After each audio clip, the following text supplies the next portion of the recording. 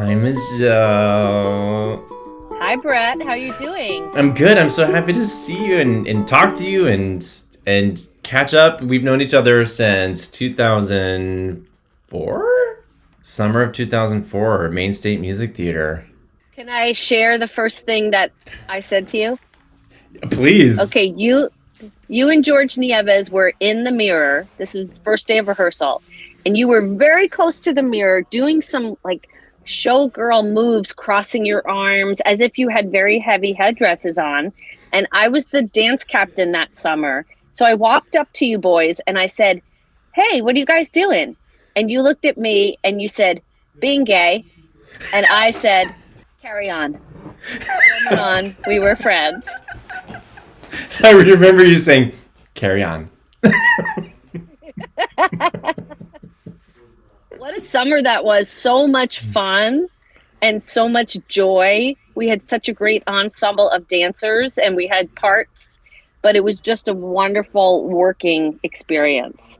That was a summer I never expected to be such a transformational summer. You know, it was like just supposed to be a job, but like between us and then like Robin Herder and Clyde meeting and falling in love that summer, who are now, you know, she's Tony nominated and they're raising their son and George and you and I remember, you know, gosh, your little cute little Angelica Jelly Belly. She was 3 that summer. Yeah.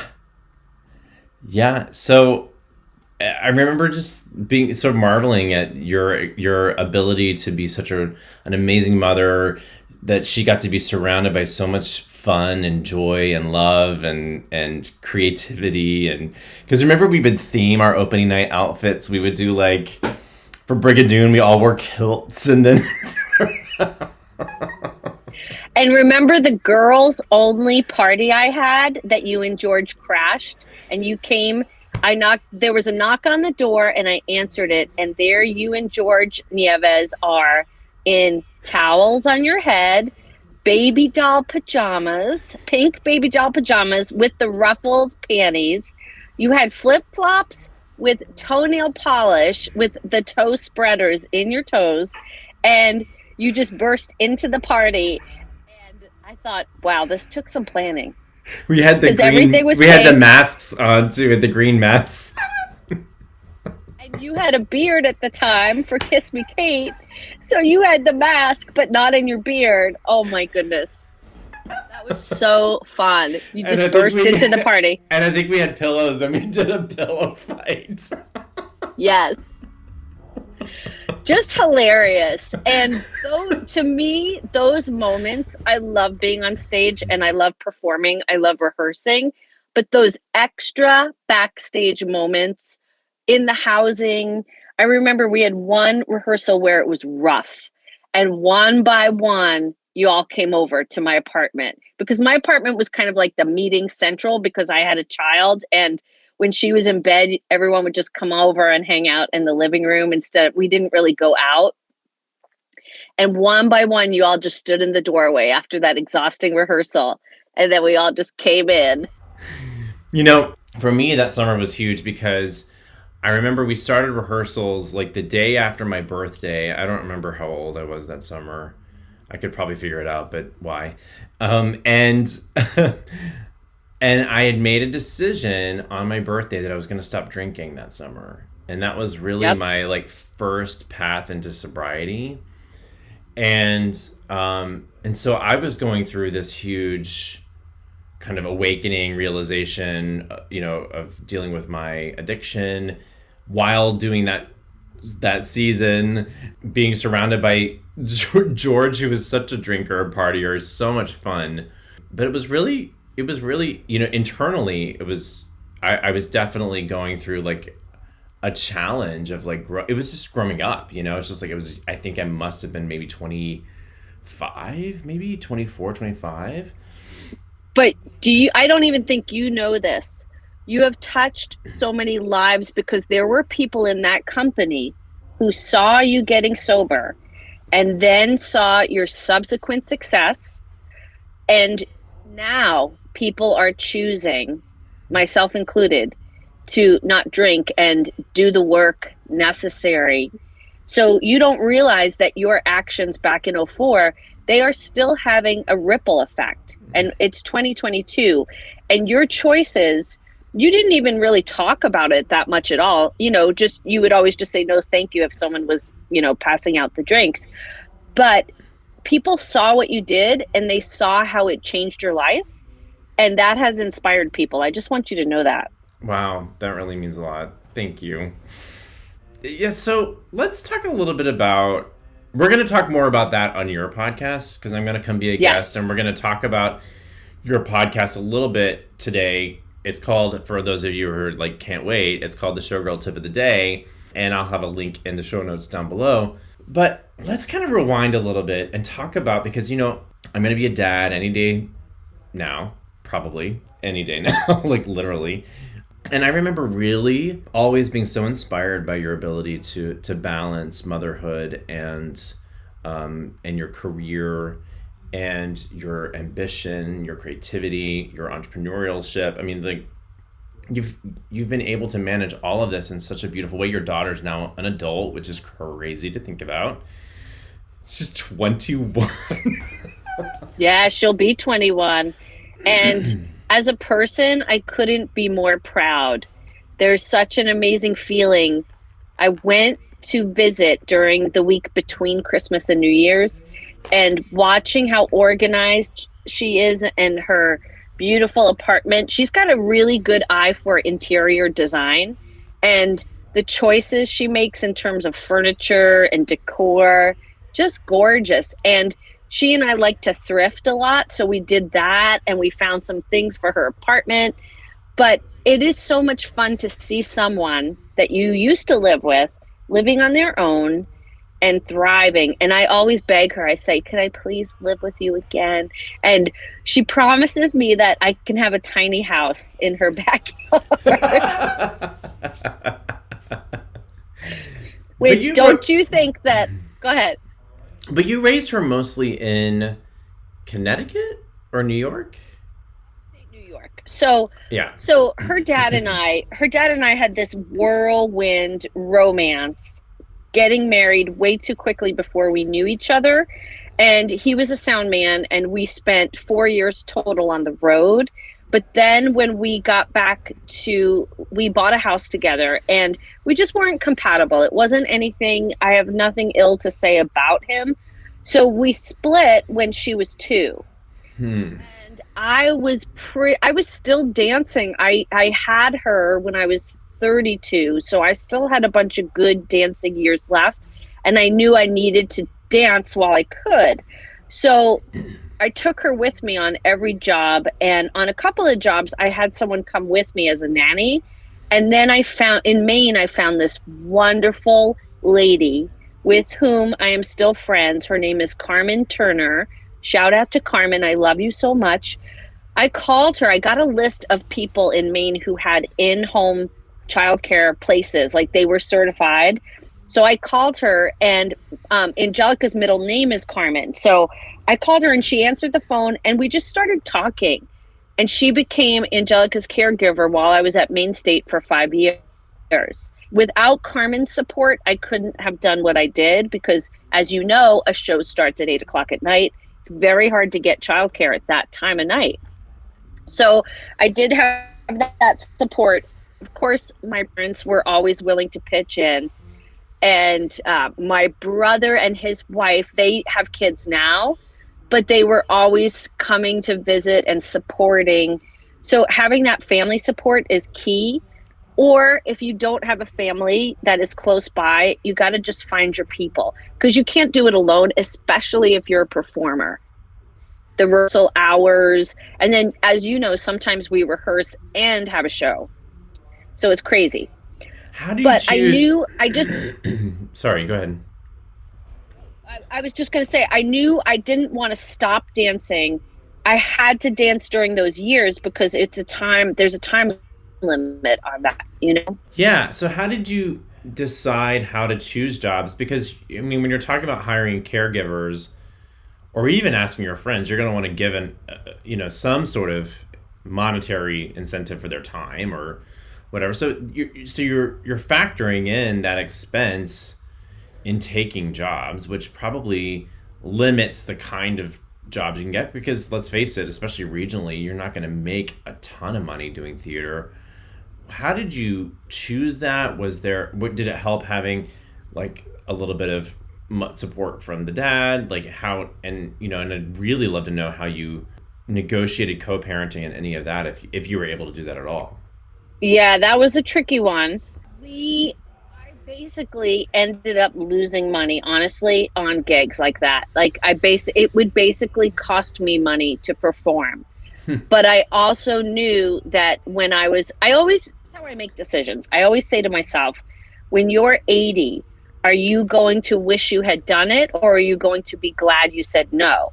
And with performing, I knew I still perform. There wasn't a choice, especially I was getting some really good roles like Charlotte in A Little Night Music. I didn't want to pass that up.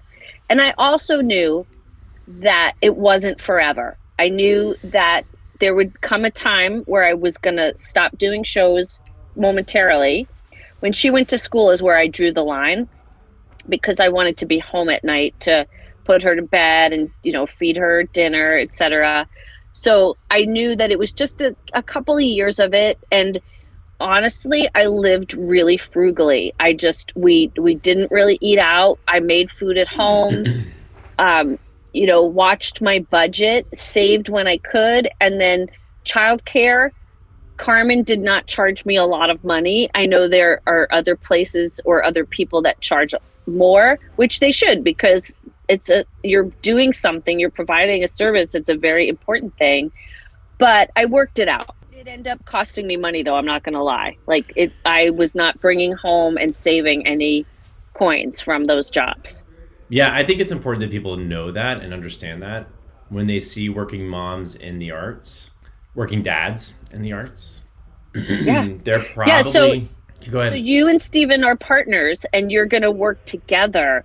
There's a lot of people who end up becoming single parents, and that was my situation. Mm-hmm. But I just refused to be a victim. I was like, you know what? And I wanted to acknowledge the artist inside myself. I loved being a mother. I still love being a mother, but that is not my whole identity. And neither is being a performer. But I just knew that now years have gone by, I cannot book the same work I booked 20 years ago. So while I was getting offers, and there was a point in my career where I was getting phone calls with offers.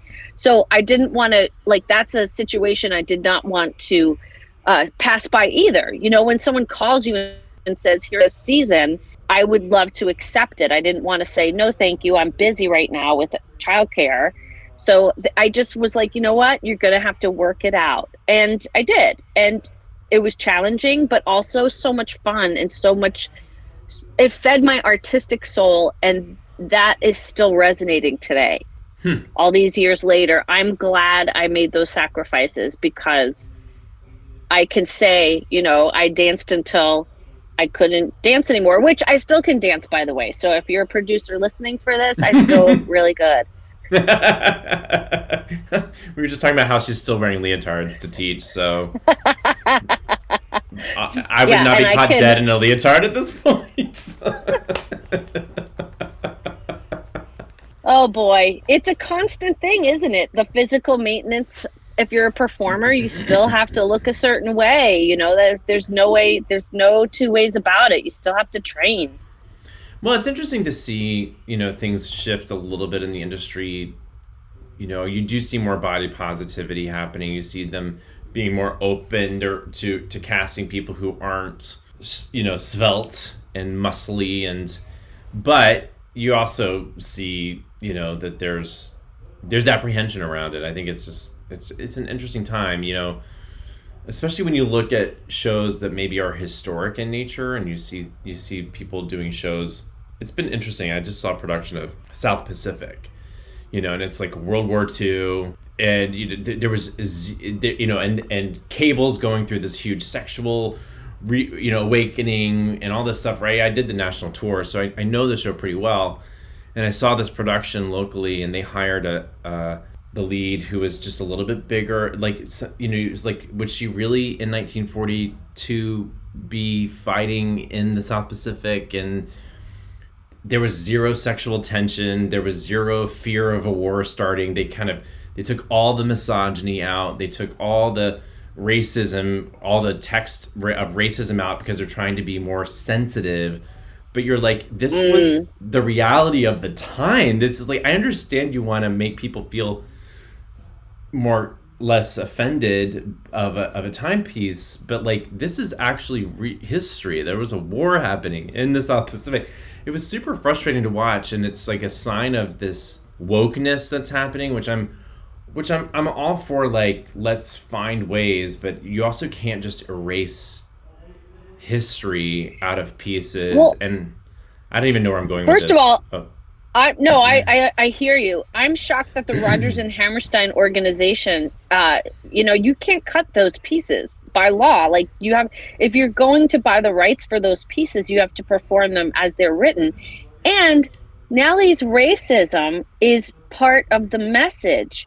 She realizes during the show that she doesn't even know that she's a racist. And then she discovers it through this relationship that she has with the man that has these two biracial children. Right, so they keep that in the story, right? Like, that's still happening, but they tried to soften it and make it so that they took the words out. Like, when she says the word colored, which is a moment in the show where the whole audience just goes, they took that out. They're not supposed to. That's honestly there's another moment RNH. where the captain, Captain Brackett, is referring to the Japanese as the Japs, which was something that they said. It became a derogatory term, of course. But that's how they talked in the military in 1942 about these people that were threatening the United States. And they took that out. So when I remember when we did the show, when they said those words, it stung. It made that impact of the racism that much greater. And I just think that what's happening as we're talking about this is like, I'm all for like shifting things. And I think that we all need to shift, because I think that what training has done to so many people in performing arts is it's messed us up. Like I know so many people with eating disorders, and absolutely. I know so many people who are so over the top about maintaining their bodies in an unhealthy way. Yes, I agree. But it's like at some point we have to figure out how to do it in a way where you can still be impactful in your messaging, right? Or it's the same thing. Like, we do need to take the racism out of what theater has become. We do need to take misogyny out of some of these classic pieces, because it just doesn't serve the times anymore. But at some point, when do we stop berating people for showing reality, especially when it comes to a certain time in history? It's interesting. Yeah. And also just about the physicality of people. So if you're in the armed forces, you get rationed food, right? You don't get to eat whenever you want. There is a lack of sugar being given to you, and you are doing all of these physical training drills. So if you're playing a character like that, you just are physically in a different zone than if you are normally not a physically active person and you do consume, sugar and whatever. So I just think that if you're going to play a period piece, like if I was playing a period piece of the 1900s and I was being corseted, I would probably start training, wearing one before I was on set or in the show, just to get my body acclimated to that, because I currently do not wear a corset. So it's just, if you're an actor and this is why I don't personally have tattoos, because I try to make a blank slate for myself. And if I get a tattoo on my arm or on my chest or on my shoulder, I feel like if I were cast in a 1600 piece, that just creates more work for everybody. Like, sure, if it was a film, they could erase the tattoo in post, but I just like to maintain some sort of like neutral canvas. Yeah. I try to anyway. I mean, it's not, So I think that Broadway's for all bodies and everyone's welcome, but it is certainly an interesting time to watch and to sort of, and this is kind of going to lead into what I'm talking about. You're an educator as well. You've been an educator for years in helping young performers, and that's one of the inspirations for you starting your podcast, right? Is to help young performers understand the realities of the industry and the business. But it's an interesting time to watch this evolution happen because the industry has historically been elitist and has historically been, undervalued performers. We're talking about how you were losing money doing shows, and you're doing 8 shows a week, working 6 days a week, getting 1 day off. I mean, it is a challenging industry. So as an educator, have you noticed this evolution of mindset that's happening, and what sort of surprises you about this time? Okay, that's a great question. And I do see a major shift. One thing I just want to make young performers aware of is that, yes, you can use your voice to help change things. However, I just want to let everybody know that there's a hierarchy of respect. And in the theater, there is a way of speaking that is civilized and very just respectful. So when someone gives you a note, I taught a class yesterday in Manhattan, and I rented a studio, and I just said to everybody, hey, I'm teaching a class because classes in the big studios have gotten so expensive. So I wanted to give an affordable option, and people came yesterday, and when I gave notes, it was so lovely to hear them say, thank you, Michelle. Because to get a correction or to get some sort of instruction or direction in our industry, everyone is working towards a larger goal of putting a production on or creating a piece of work. And when you're the performer, you have to decide, are you the creator or are you the interpreter? And if you're the interpreter of someone else's material, when there is a director above you or a choreographer, there is a level of respect that is so appreciated. So if you want to make yourself valuable, I'm not saying accept any sort of abuse. If there's a director who's yelling and screaming, that is not acceptable. But when someone is really trying to work with you to create something that is larger than all of us, that is one of my favorite things about the industry, is how when you get a job, you're part of this big picture, and you doing your job helps create this beautiful thing. But it's not about you.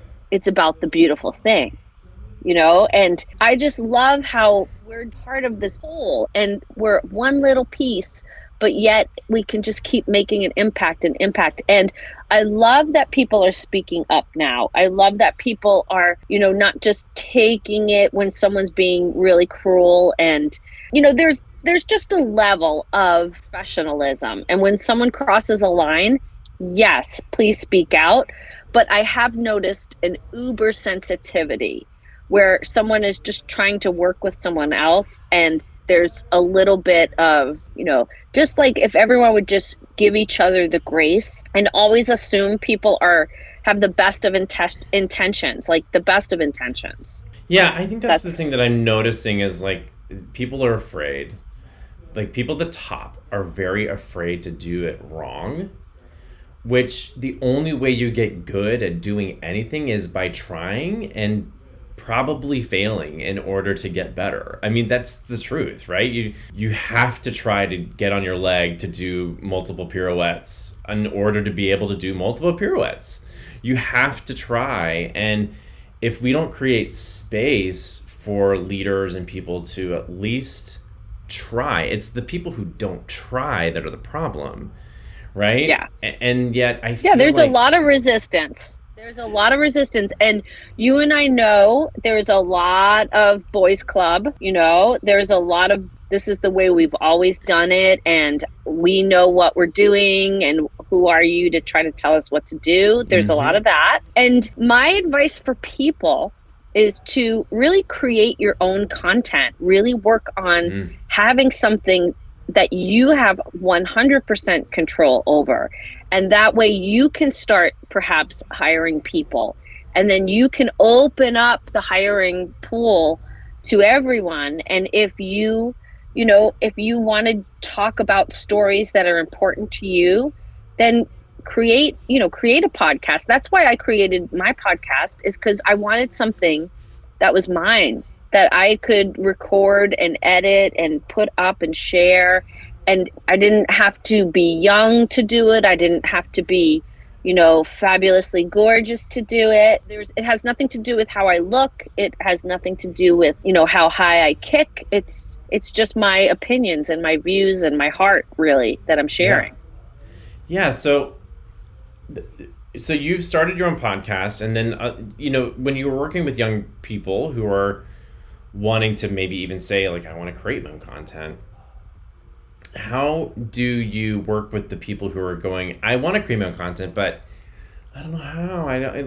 How do you push through some of that resistance of people who are that young and help inspire action? Well, I'm developing a course, actually, that I'm prepping right now, and that's going to be available on my website.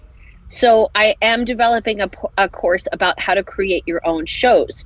So I don't know if you even knew this, but when our season ended at Main State, one of the things I did to support myself and my daughter was I created a 1-hour musical show that I took all over the tri-state area, New York, New Jersey, Connecticut, and my daughter would come with me. I made Saturdays and Sundays available, and I would perform them at assisted living facilities, hospitals, nursing homes, because those places have budgets for entertainment. And sometimes they will bus people to a local community theater or regional theater for a show.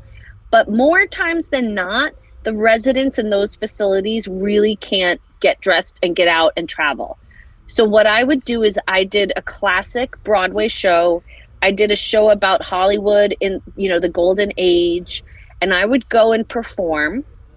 And my little daughter would just sit and watch it. And she would also help me set up and break down my sound equipment. She was amazing. And I got paid because there's a budget for those things. And it kept my voice in shape. So that's what I'm creating the course about, how to create content, be your own boss wherever you live. Because I think the pandemic taught us you don't necessarily need to live in one of these major markets, especially if you want to have a lifestyle. Like if you would like to live in a house instead of an apartment, if you would like to have a backyard, if you want to live in a small town. Some people love a small town, and there's nothing wrong with that, 100%. If you want to have a baby, hey. Exactly. And I'm so thrilled that you moved, because you don't need to be in New York City anymore. You've spent a lot of time there, and I'm so proud that you don't feel tied to a place that's no longer serving you, which you can also go back. Yeah, it's always going to be there, and I think that's something I always try to... It's interesting when we made this transition, which feels like a never-ending transition, the first question all of our friends ask, still, I have friends on Broadway who are like, are you staying there permanently? Are you staying there forever? Are you never coming back to New York? Those are the questions people ask. I was like, it's so interesting how we're all groomed that it's so black and white, that it has to be one way or the other. And it just doesn't have to be that. Nothing is forever. Nothing is permanent. Nothing is, we can choose. I could choose today to move somewhere. I could, it's interesting too, because I think we're all groomed this way culturally. I think our parents were taught, Stephen's parents are here. It's interesting. We were talking about how we're going to a wedding in California in July, my best friend's wedding, and we're going to bring the baby. So the baby will be a little over 3 months. That's probably going to be our first trip with the baby. Yeah. The judgment. Oh, you're bringing the baby. Well, it's not their baby. Well, of course not. But too bad. It just shows you the culturally we're all taught it's like you have a baby, you get a job for 50 years, you make a home, you like it's also interesting too because these are people who are probably, I'm pretty sure, witnessing a same-sex couple having a baby for the first time in their lives. Yeah. So it's an interesting, we're breaking a lot of rules in their minds, and that right. Everyone, I just want, who's listening, Michelle is the perfect person who has proved you don't have to follow the rules. You don't have to follow the rules. You can create your own rules. Well, when I got married to my daughter's father, my relatives kept asking me what was my china pattern, because that's what they did when someone got married. They gave a setting of china as a gift. And we were performing artists at the time, and we were on tour. And I said, we don't have a china pattern because we're not going to have one, because we travel and we don't even have an apartment right now. We just live out of our suitcases. And they must have asked me 10 times. And finally, my mom was like, please don't buy her china, because like she doesn't have any place to put it. And by the way, I would never use china. I have one set of dishes I've had that I still love and I use. And I just feel lucky that I'm not on tour right now. But I do understand what you're saying. Here's the thing about performing artists and creatives and everybody, really. We get to choose how we live, and it's not how other people live. No one says to a doctor, oh, you work a 12-hour shift? No, you need to be home after 8 hours to have supper with your family. No one blinks an eye when someone, because they understand the importance of that. They think, oh, they're at the hospital, they need to be there, and it's okay that they're there for 12 hours.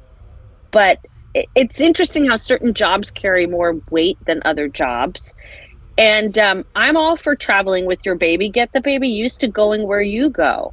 I mean, my daughter went everywhere. But Mike, I just love everything you're saying, because I think there is so much judgment that comes from people who don't understand things. It's just ignorance. It's like they don't understand why you would passionately want to be a performer.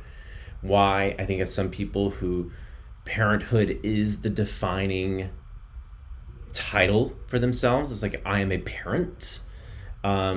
You're not a parent and an artist and They're just like, I'm a mom. You see that. I see a lot of content around that, right? And it's like, hey, there's dads over here too. But the thing that I love about you is you really have this multi-passionate life. And I'm curious about your daughter. What do you think being a multi-passionate parent who followed her dreams and followed her path and continues to, what do you think that transferred to your daughter? Well, she came on my podcast actually, and we talked about this because she in high school, she was a really great filmmaker. She was in this film class, and the police department actually hired her to do their training videos. And I said, you want to go to film school? I'll pay for film school. And she instead chose to go on a science track. She's going to be a science teacher. And she explains why she chose that instead of going into the arts. And she says it very eloquently. But the bottom line is, she did not feel like her drive to live this difficult lifestyle matched the sacrifice level. And one day she was joking, but she said it very succinctly. She said, I want a job and I want a schedule.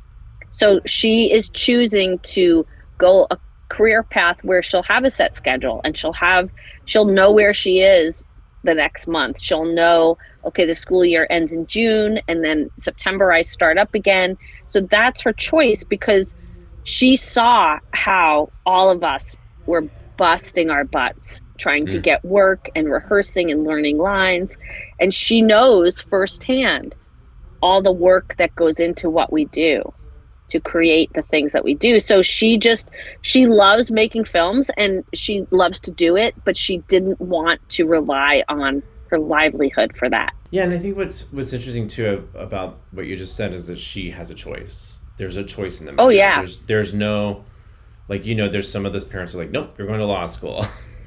You're like, Yeah, And sure. I We'll was just like, please go to film school. right, like go to film school. Right here, I'll give you money. But she's like, no, I'm gonna do science. And I think that if she didn't have the exposure to everything she's had as a child, I don't know that she would have been able to even come to that decision. Do you? Yeah, I mean, I think she saw, and she grew up in New York City, which was wonderful, but she also did not want to live in the city. She, as soon as high school was over, she said, okay, I need to move. She doesn't like the cold, so she wanted a warmer climate. And she also was very clear about a slower pace. She didn't want to have to hustle, move quickly, rush. She was ready to slow it down. And I respect that. I really do. Because listen, if I didn't have to work, I would love to live somewhere nice and quiet, but there's this ticking driving force inside of me that just keeps going somehow. Well, and I think that like that's so beautiful to me. Like, there's no reason. So for me, like, you're just kind of talking about this. The drive started to wane. Really, in the last 2 Broadway shows I did, I was like, I don't know if I really. I love being a performer. I love the community. I love the Broadway paycheck. I love the feeling of walking out that stage door. But there was this moment of like, I'm 40. This was my 6-year-old's dream, but now I'm 40 and I have this different dream, and it's to be a dad. And like, how do I make that happen? How do I manifest that? I love that you recognize that, because some people do get stuck. And the choices we make when we are a teenager and 18, we're not the same people. We grow and we change and we evolve and we turn into someone different. And I think that that's really good to just acknowledge that in yourself and to say, okay, like, I've had enough. But here's a question for you. Do you think you would feel that way had you not been so successful? Like, you have how many Broadway shows? 8 Broadway lot, credits. right? It's sort of like, you kind of go, okay, for me, it was like, I did what I wanted to accomplish, right? Like, it would be nice to be like in the West Side Story movie, but, I didn't even audition for Officer Krupke. So it's like, how, at some point you go, okay, I got to listen to my gut. And that's what, you're doing too. And I think that I think sometimes people feel guilt, or they feel like they're again, this kind of goes back to what I was saying, that we've been taught something societally and through our families, or the judgment we get from our parents who are telling us it's supposed to be a certain way. And ultimately, you have to listen to your own gut and not be afraid to say, I want to be a parent and I want to be on Broadway. Or you can do all of those things, and you're a great example of that. And I think that for me, it's like, I just have to go, okay, and I teach this and, coaching clients, like, you can do everything. You just can't do everything all at once. And I reached a point where it's like, okay, I'm going to go on this path for a little bit, figure out how to manifest this. It could have been through a Broadway paycheck, but Broadway shut down. There was a pandemic. I got to read the room. I got to read the universe. What's God saying? How do I make this happen? You just got to keep going for that thing, regardless of what things get thrown at you, and listen to your gut and trust it. And I think that I see you doing that, and I just think it's such a beautiful power of example. Thank you so much. What would you say to a parent? What would you say to a kid, or not even a kid, to a person who's performing, who is like, you know what, I feel like my clock is ticking, I want to be a parent, but I don't want to necessarily give up on this dream? What advice would you give them? I would say, before you choose to have a child, save up a little bit of money, just so, like, an emergency fund is always a good idea.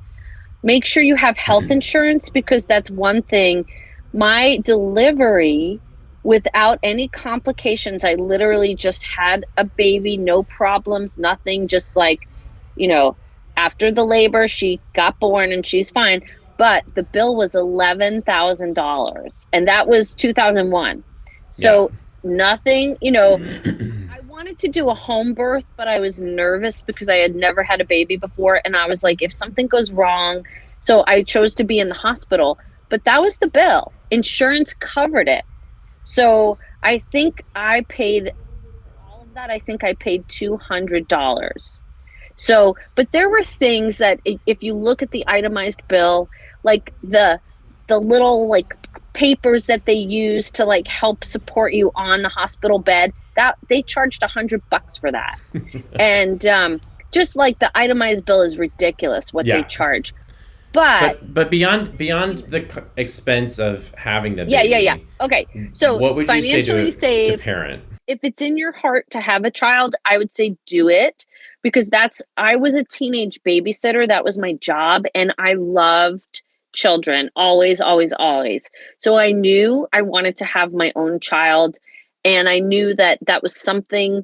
Luckily, I was able to get pregnant and have a baby. I know some people struggle with fertility. I would say make it happen, and just know that your love for a child is the best thing in the whole world, and you can make everything else in your life work. Things will change. You won't be the same person because you have to care for somebody else. You have to put that other person in front of your own needs. And that's something that is a challenge for anybody. But you have to make sure that little baby is safe and loved and all the things. You don't need a lot of stuff. That's one thing I realized, stuff from my baby shower. And literally, there's all these gadgets that you just don't even use. You just need your baby. We had our shower yesterday. We have so much stuff. I'm like, oh my gosh. Yeah. But I also, one of the things you kind of, as we kind of wrap this up, but I want to go back to something you said earlier, which was your blood family doesn't have to be the family that your child is raised with. No. I was lucky because my family lives on Long Island, which is 1 hour from New York City. So they were very close to me, and it was an hour away. But I do know that some people are estranged from family and they're not close by. Find a support system. If you even go to the park, there's other parents with kids. There's groups on Facebook where you can meet up. And here's something that I just want to put out there. When I used to take my little girl to the assisted living places, that her presence was just as important as me performing a show.